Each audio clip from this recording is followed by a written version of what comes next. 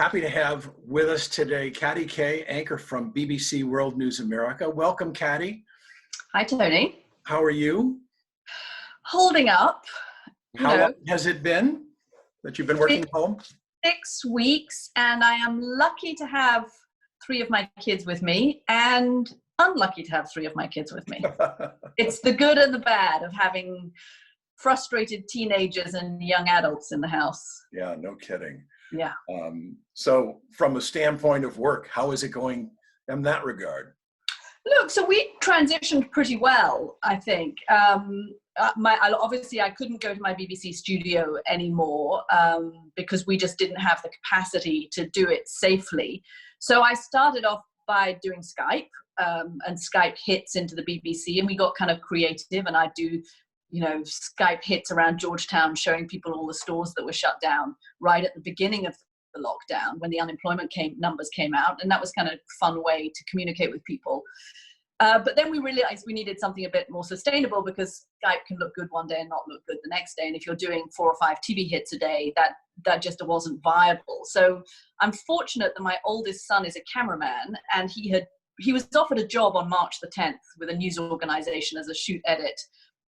That job, of course, has been put on hold. He was about to move into a flat and sign a lease. That got put on hold, with the result that Felix got shut in lockdown with me and all of his equipment. And so he built me a TV studio in my basement. That's good. The BBC brought along a little bit of equipment that I needed to make the uplink, but we painted shelves and moved snow boots out the way and moved wine boxes out the way. And we've created what now looks like a really professional basement studios. As long as you don't pan the camera to the left and then you see all the junk that we had to move out of the way, or to the right and you see more of the junk that we had to move out of the way. But for that little magical window of 8 foot, you've got a viable shot that looks like I'm in a TV studio. Perfect. We'll be spared the reality of it. That's for sure. There you go. I'm of the school people like the behind the scenes look, so I may give them a glimpse of it later on when this is all over. When I've been working at home for a long time. I started there many, many years ago, and I've been working at home since I started this venture. And all I can tell you, the biggest challenge is always just reminding yourself, it's not a good idea to keep going to the refrigerator. Bad things happen if you do that on a regular basis. Yeah. Looking around the world right now, is any country handling this well in terms of the response to the virus and the way they're doing it? Yeah, I mean, to some extent, I think the United States has the advantage of coming later in this wave, right? So the US can look to other countries and learn from what they're doing. If you're China, you didn't have that opportunity. Japan, South Korea, they didn't have that opportunity. But we can look at Asia, we can look at what's happening in Europe, and I know, speaking to people on the national security side and top officials on the health side, that is exactly what they're doing. They're looking to get as much data and information as possible from countries that seem to be doing this well. There are countries that are doing this well. South Korea does seem to have done this well. Germany seems to have done this pretty well. Iceland has done this well. They're countries, and they have one common denominator. Those countries that have done it well, they tested aggressively, they did it early, and the countries that had shutdowns shut down early. And that seems to have been what saved them. So they kept ahead of the wave of this. It was the countries that got to shutdowns late or didn't test enough in the beginning that have seen the worst of this pandemic. And you can't, it's interesting because there's no rhyme or reason to this in some ways. I'm looking at a country like the UK. I mean, the UK's death rate, Tony, is creeping up there as high as the US, and our population is 1/6 of America's. Right. We got to it late, right? We had a leader who on March the 3rd was still kind of bragging about the fact that he was shaking hands with people. A month later, he was in the ICU. Right. So Boris Johnson had a kind of a conversion to the seriousness of this, but there was a critical week. All of the public health experts that I've spoken to, a critical couple of weeks around the middle of March, where if you took action in the beginning of that time frame, you had a lot better results than you did if you took action late in that time frame. I mean, even look in the US, right? You look at California, right, where Governor Newsom got on top of this early and had his shutdown early. They managed to prevent the sort of tsunami of cases that somewhere like New York had that got to this late. Right. And that seems to be the common factor, was acting early and acting aggressively on Right. testing and on shutdowns if you were going to have shutdowns. And, part of this is, we're such a big country geographically that what this looks like depends on where you live. It looks very different in New York than maybe if you live in Montana, perhaps. So a national policy is, I would think harder to implement when it's the people's experiences are that disparate. Yeah, I mean, I think one of the fascinating things about this is what it has revealed, not just about leadership qualities. And by the way, to your question about countries that have done it well, there are a bunch of countries run by women that have done this pretty well. We can talk about that later. We'll talk about that later. Putting it out there. If it a coincidence or not, but there happen to be a bunch of countries run by women that have done this very well. And I should add New Zealand to that list. But I think one of the things that really interests me is what this has revealed about the American system. The states' rights system has hampered an ability to take a unified national response, right. Both in terms of shutdowns, but also in terms of the health system. And the failures of the American health system have really been revealed during this pandemic, that it's so disparate around the country that you couldn't have a national policy of making sure that the PPE the protective gear got to the hospital that it was needed in. If a hospital, for example, needed a test, but the testing lab that it dealt with was overwhelmed, it didn't have the systems in place to be able to find a testing lab somewhere else in the country that had capacity. Right. I think there's going to be a big question. There should be a big question about the American healthcare system, about, can we clarify in case this happens again, who has the authority to shut down and open up? And do we need a centralized policy? I know there is a lot of resistance in the United States historically to looking to government to fix these problems and to looking to Washington to come up with policies. But do we have to have some kind of discussion about what happens were this to occur again, and whose job it is? Because this patchwork approach in a pandemic is a recipe for disaster. You can have one state open up and the next state shut down next door to it. There's nothing to stop people crossing borders.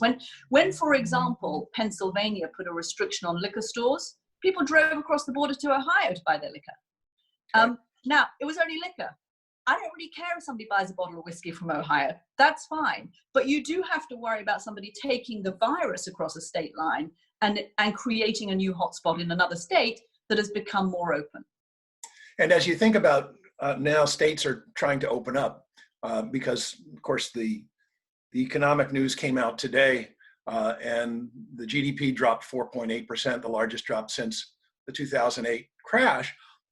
You think about people opening up and having that states' rights, the ability to have people behave differently and cross borders and transmit disease. You worry about the prolonging of this. You've locked everybody down. Boy, you don't want to go through this a second time. You want this to be the only time that you've gone through this, and to have the best possible chance of working. You don't want this pain twice. Yeah, and the truth is we don't have enough data yet. There's so little we know about this virus and how it responds. We don't know how it's going to come back in the fall.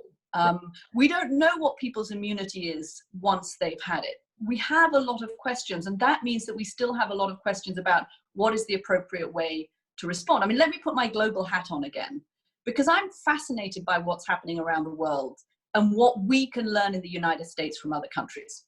I'll give you two conflicting examples. Germany opened up 10 days ago. In that 10 days, they've already seen the reinfection rate of the coronavirus rise. They'd got it down to below 1. They'd got it down to 0.7. So every person that was infected less than one other person. In the space of 9 days of only limited opening up, Tony, I mean, a few businesses here and there, some preschools have opened up in the country. That has already ticked up again so that every person who's infected now infects one other person. We've gone from 0.7 to 1 in the space of 8 days. That has to give anyone who's opening up in this country some kind of pause, right?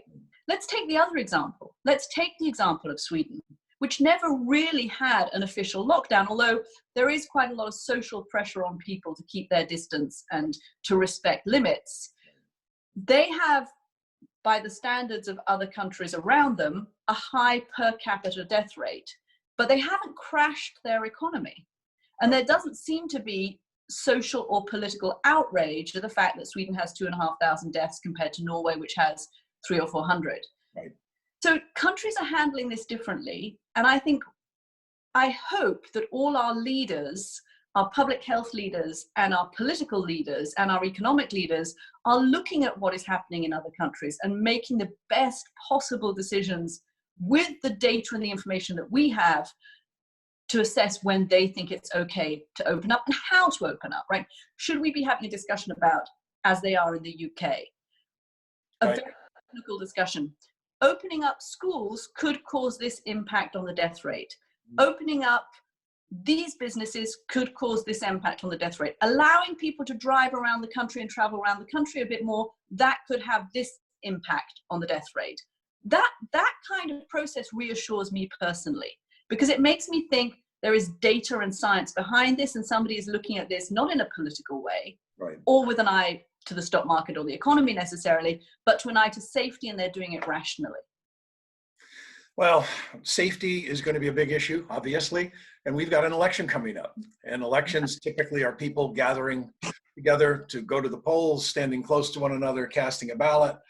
I guess a number of states, I keep hearing that many states have the ability to move to paper, sort of mail-in election, mail-in ballot, and others need to sort of get on board. But how is the election going to play out in terms of not who's going to win, but how do you execute an election in this situation?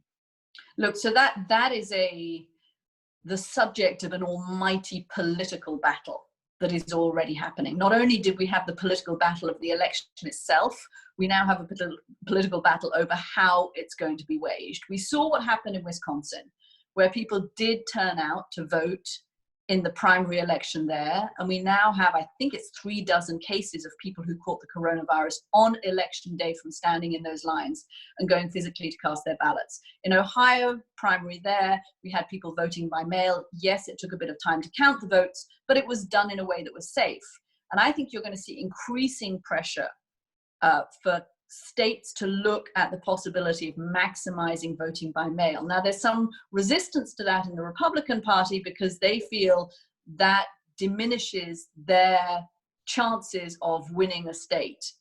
They prefer to have their people turn out and vote, and they think that their representation will improve if they have voting in person, because you'll have more people who tend to vote Republican will vote in person, and more people who tend to vote Democrat might be voting by mail. I think this is going to be a battle between the DNC and the RNC, and of course it's going to be down to individual governors of swing states. At the moment, you have a situation where in Michigan, in quite a lot of the swing states, Michigan and Wisconsin, for example, you've got Democratic representatives who are going to say, we want to push voting by mail. Florida has a Republican governor who's going to be very keen to push voting in person. So it's going to add more complication and tension and high stakes to what was already a high stakes election. Yeah. I can't see if Dr. Fauci is right and we're going to have a second wave in the autumn. I just don't see how we can have a national election with people standing out in lines in November.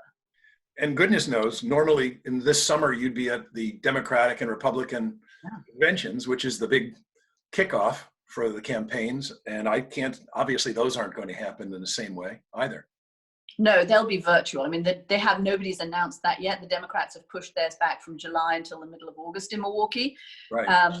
But I don't see how it's going to be anything other than virtual. Now, I should say that all the conventions I've been to, these are massive undertakings, Tony. I mean, these are tens of thousands of people. So hotel rooms, convention centers, meals, restaurants, catering companies, all of that has gone by the window.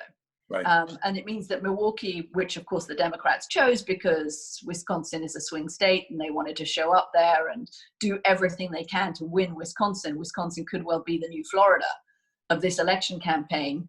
They're not going to get that chance to press the flesh in Milwaukee in the way that they would have liked to do.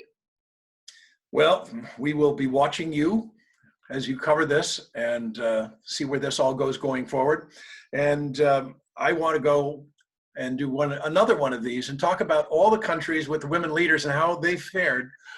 And it's an interesting story. You look at, I mean, I can tick them off: Finland, Iceland, New Zealand, Germany, Denmark, all countries that have done well during this crisis.